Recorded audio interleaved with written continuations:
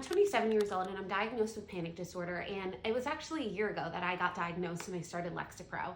Now, I was someone that I never wanted to touch SSRIs or meds. I wanted to heal myself holistically, and I tried to do so for 6 years until I realized that my anxiety was just too much. And I remember going into my first psychiatrist appointment, and she asked me why I was so against SSRIs. And I said, because I don't feel like I'm debilitated enough during my days. And then as we got talking, we decided, okay, let's just try it out. Here are the risks, here are why I didn't want to do it, and here's what we're going to do. So obviously the biggest risks that a lot of people know of, and what I was most fearful of, were weight gain, emotional numbness, low libido, and just overall lethargy. I can confidently say that I have minimal negative side effects after a year on Lexapro. I'm only on 10 milligrams, which is a fairly low dose. Over the past year, I have learned that I was being debilitated by my anxiety, but I was high functioning.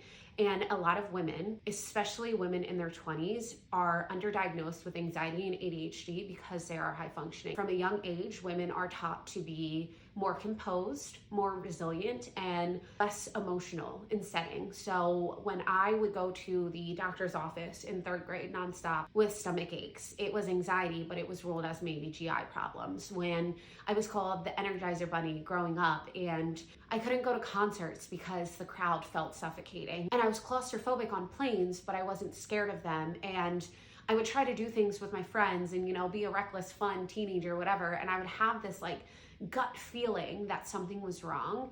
And I ignored that for so long because I didn't want to be labeled as anxious. I didn't want to be labeled with panic disorder because I felt like it defined me. And I worked through my holistic healing, trying to do a lot of mindful meditations and working with therapists to not label myself as an anxious person. But in the past year that I saw the psychiatrist and I've been on Lexapro, I have been able to accept the fact that I do have panic disorder and I do have generalized anxiety, but that does not define me. It is something that exists, but it is not all of me.